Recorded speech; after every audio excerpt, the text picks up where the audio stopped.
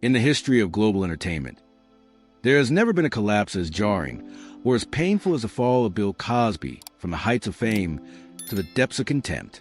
To understand why this scandal carried such a massive impact, we must look back in time to see how Bill Cosby meticulously and persistently forged a perfect mask, one so convincing that the entire American public willingly worship him as a living saint. You see, Bill Cosby was not merely a comedian. He was a cultural icon, a man who reshaped how white Americans viewed black Americans and set the gold standard for family values in the United States. During the 1960s and 1970s, America was still reeling from the intense tremors of systemic racism. Bill Cosby's appearance on national television was like a breath of fresh air, clean and full of hope. He did not choose to fight with anger or violence. Instead, Cosby conquered the public with his intelligence, charming humor, and a level of poise never before seen in a black artist of that era. By starring in I Spy, Cosby became the first black male actor to lead a television drama series, shattering narrow racial stereotypes.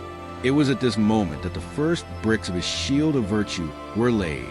The public saw in Cosby a model of effort, a living proof that if you were talented and principled enough, the world would open its doors to you. However, the true pinnacle, the moment Bill Cosby officially became America's dad, was the birth of The Cosby Show in 1984. Imagine every Thursday night, tens of millions of American families, from upscale New York neighborhoods to remote Western farms, gathered around the small screen to follow the Huxtable family. As Dr. Cliff Huxtable, Cosby created a paradise of kindness. It was a model middle-class family where parents loved each other, children were well-educated, and every conflict was resolved with gentle moral lessons mixed with laughter. Cliff Huxtable never swore, never lost control, and always wore those warm, colorful sweaters while offering his children the wisest advice. The success of this character was so immense that the boundary between the real-life Bill Cosby and Dr. Cliff Huxtable completely vanished in the public mind. People no longer called him Actor Cosby. They called him Cliff, and that was the public's fatal mistake. Bill Cosby was incredibly clever in utilizing this identity to appoint himself as the moral judge of society. He frequently traveled across the country, standing before black communities and working-class groups to preach about personal responsibility, dressing properly, speaking standard English, and maintaining dignity. He criticized you for wearing sagging pants and scolded parents for failing to raise their children. That dignified, strict, yet benevolent exterior created an invisible layer of protection.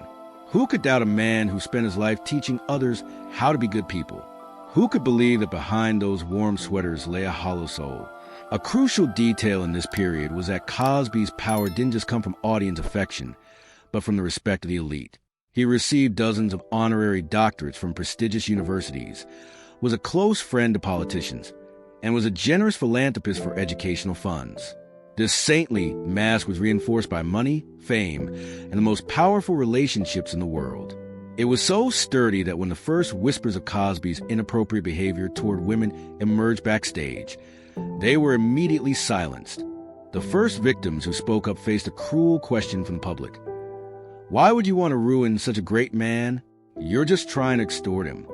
The public's blind worship inadvertently granted Bill Cosby a terrifying privilege, the privilege of being exempt from suspicion. Throughout the 1990s, while his career remained at its peak, Cosby transformed himself into a powerful mentor. He approached young women eager to find a place in the entertainment industry, playing the role of a spiritual father and a senior figure ready to guide them. This was the stage where his predatory methods were perfected under the guise of supporting talent. He invited them to his home, his office, or hotels to discuss scripts and career futures. Given his reputation, not a single girl thought they were walking into a trap. They trusted him implicitly because he was America's dad, the ultimate symbol of safety. The most terrifying brilliance of Bill Cosby's strategy was using those very moral values as a weapon to control his victims. After committing his vile acts, Cosby would often remind them of his status and their insignificance. He knew well that in society of that time, the voice of an anonymous girl could never pierce the wall of fame he had so carefully built. He was even so confident that he sometimes included hints about drugging women in his own stand-up comedy routines as a joke. He gloated as the audience roared with laughter. knowing that even if he told the truth right to their faces, they would just see it as a charming story from Dr. Cliff. The sturdiness of this moral shield was further evidenced by how Cosby's media machine operated. Whenever a newspaper caught wind of the allegations, top lawyers would appear with non-disclosure agreements backed by large sums of money, or they would threaten to destroy the career of anyone who dared to speak. Cosby built an ecosystem where the truth was strangled by power and the glow of the spotlight.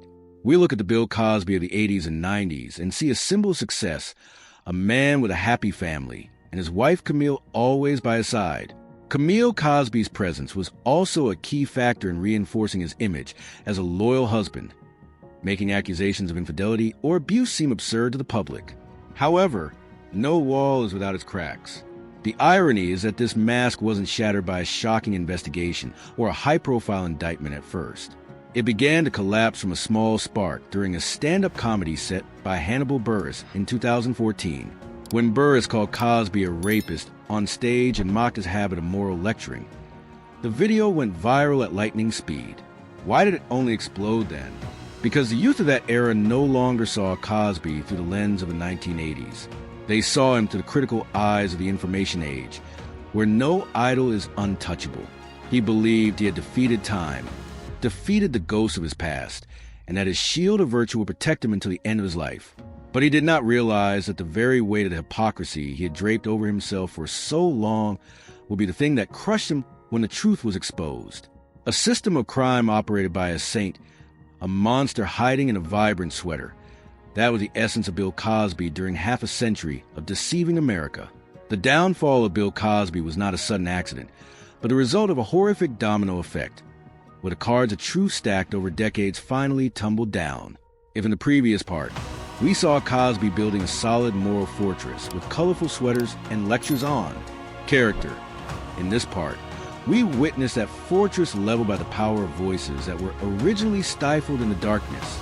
This is not just a story of an individual being toppled, but an anatomy of how power can cover up crimes and how times have changed so that there is no longer room for predators hiding under the guise of saints. The historic turning point began in October 2014, a strange moment when lesser-known comedian Hannibal Buress stood on a stage in Philadelphia. Buress threw a bomb into crowd by publicly calling Cosby a rapist while criticizing his hypocrisy. The video of that moment went viral at lightning speed on social media, creating a shockwave that even Cosby and his legal team could not have predicted. Why did an allegation that had been smoldering for so long break out at this time? The answer lies in the change of the digital world. The public of 2014 was no longer the public of 1980. They had the tools to connect, to search, and to speak up together without going through the filters of major television stations, places that were once Cosby's close allies. Immediately after the Buress video went viral, the wall of silence began to crack. One, then two, then dozens of women began to step out of the shadows. Names like Barbara Bowman, Janice Dickinson, and Beverly Johnson, the first black model to appear on the cover of Vogue, bravely told their stories. The scenarios they described had a terrifying consistency. Cosby used his fame and status to approach them, playing a role of a mentor or a spiritual father figure, then invited them for a drink or pills to help them relax, and finally committed acts of assault when they were no longer able to resist.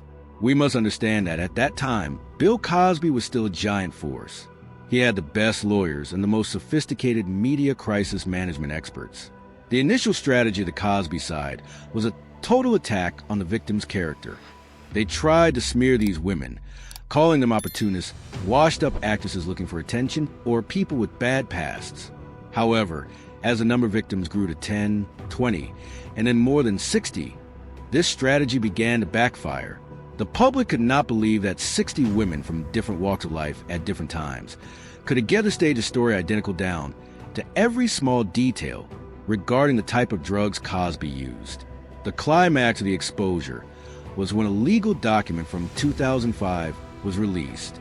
In the lawsuit of Andrea Constan, a former employee at Temple University, Cosby was forced to admit under oath that he had purchased the sedative Quaaludes with the intent of giving them to women he wanted to have sex with.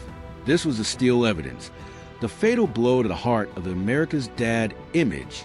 A moral man would never need sedatives to achieve consent. This confession stripped away all of Cosby's moral defense capabilities. He was no longer a misunderstood romantic man, but officially unmasked as a calculated predator. The subsequent legal battle was a weary and dramatic process. Andrea Constan's case became the main battlefield because it was one of the few cases still within the statute of limitations. The first trial in 2017 ended in a deadlock when the jury could not reach consensus. At that time, Cosby smirked self-importantly as he walked out of court, believing his power had won once again. But he was wrong. The world was on the doorstep of the #MeToo movement. A wave of global outrage was rising, demanding justice for victims of sexual assault, and Cosby inadvertently became the biggest symbol that needed to be toppled to establish a new order. In 2018, during the retrial, the atmosphere was completely different. Prosecutors convinced a judge to allow 5 other victims to testify to prove that Cosby had systematic modus operandi. Their tearful testimonies and pain tore through the final mask.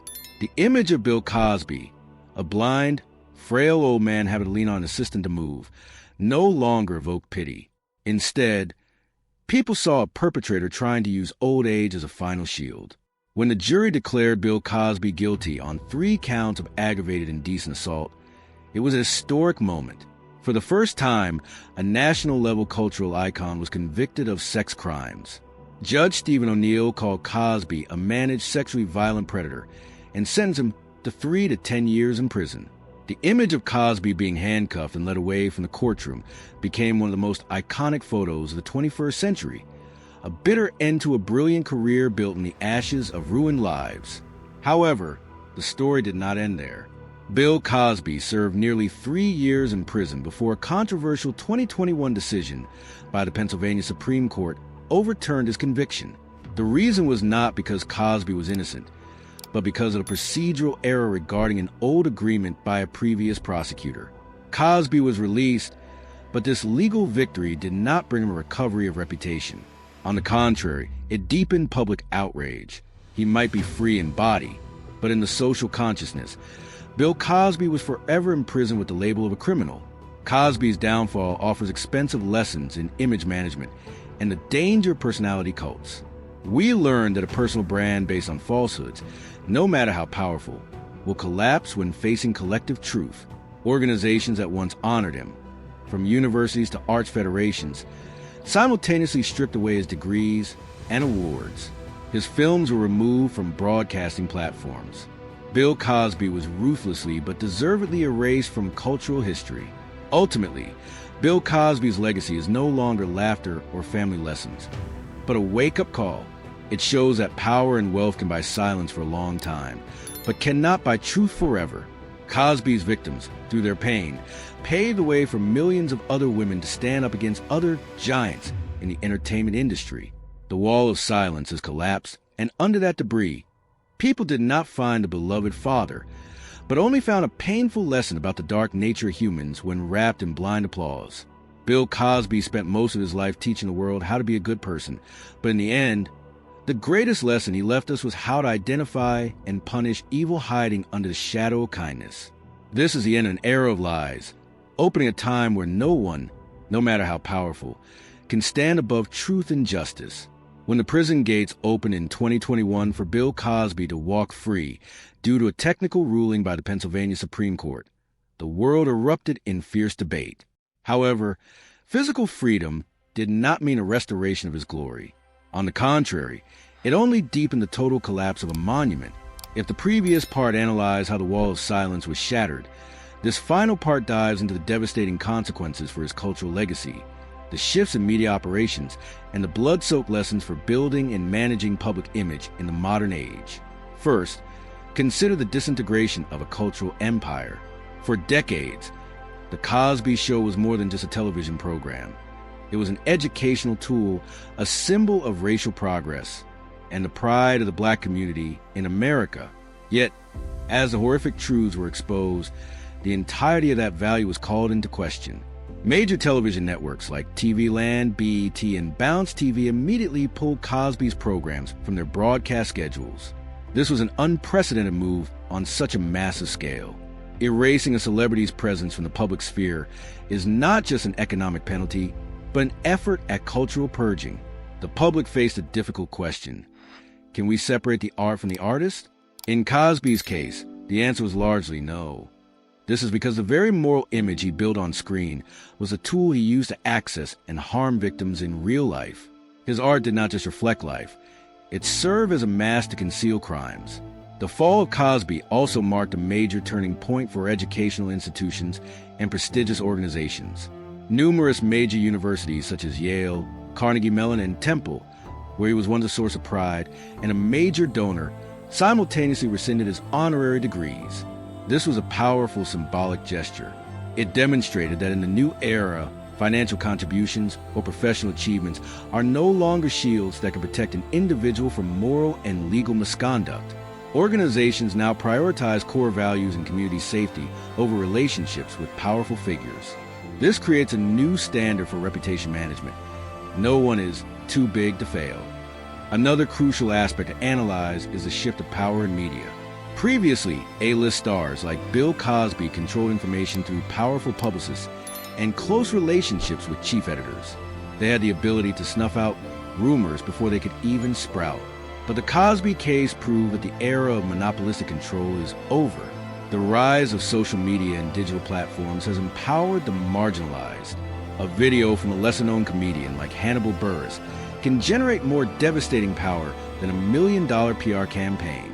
This is a harsh lesson for anyone holding a public position. In a flat world, no secret can be buried forever under the weight of community connectivity. Looking broader, the Bill Cosby case was a starting gun for the #MeToo movement and a total shift in perception regarding sexual assault. Before Cosby, allegations of assault were often dismissed or buried by quiet financial settlements. But after a man regarded as America's dad was convicted, it instilled a new confidence in victims. It proved that even the most powerful could be held accountable. This encouraged many victims in other fields, from politics and business to sports, to bravely step forward. The greatest legacy Cosby left behind is not his comedy shows, but a society that has begun to listen to and protect victims instead of shielding those in power. For those working in image management and communications, the Cosby case is a classic case study on the danger of building a personal brand based on falsehoods. Cosby's strategy was to build an image so perfect that no one dared to question it. But that very perfection became a trap when the truth emerged. When the gap between public image and true nature is too wide, the collapse is catastrophic. The lesson here is that authenticity must be the foundation of every image strategy. A sustainable personal brand is not one that is flawless, but one that is honest and accountable. Furthermore, the case revealed the obsolescence of the victim-blaming strategy. For years, Cosby's team used methods to smear the women who dared to speak up. They believed that lowering a victim's credibility would save the perpetrator's reputation. However, in a modern social context, this tactic often backfires. It only highlights the cruelty and lack of remorse of the offender to the public. Today, public reaction is based on empathy and the logic of truth, no longer easily manipulated by sensationalist articles meant to degrade individuals. Legally, the Bill Cosby case also spurred a reevaluation of statutes of limitations for sexual crimes. Many states in the U.S. began changing laws to allow victims more time to come forward, recognizing that psychological trauma often prevents them from speaking up immediately. This is a civilized step forward, ensuring that justice is not denied simply because of time. In summary, the fall of Bill Cosby is a cultural tragedy, but a victory for the truth. It closed a long chapter of deception and the abuse of power in the shadows of Hollywood. Cosby's legacy now is nothing but a ruin of lies and cautionary lessons. It reminds us that reputation is something borrowed from the public, but character determines how long we can keep it. The world may have lost a father on screen, but it found a voice for thousands of victims living in fear. The story of Bill Cosby will be recounted for decades to come, not as an artistic legend, but as an ultimate lesson on the collapse of a false idol. It teaches celebrities about the responsibility of power, institutions about integrity, and the public about vigilance. The spotlight has finally dimmed on Cosby, leaving a cold void where the truth is finally illuminated. This is not just in a career, but the beginning of a more transparent era, where evil has no place to hide under colorful sweaters and fake benevolent smiles. Bill Cosby's journey from the peak of glory to the depths of shame is the most powerful affirmation of the immutable law of life. No power, no aura can stand firm on the suffering of others and the deception of an entire nation. The truth may arrive late, but always knows how to find its way home.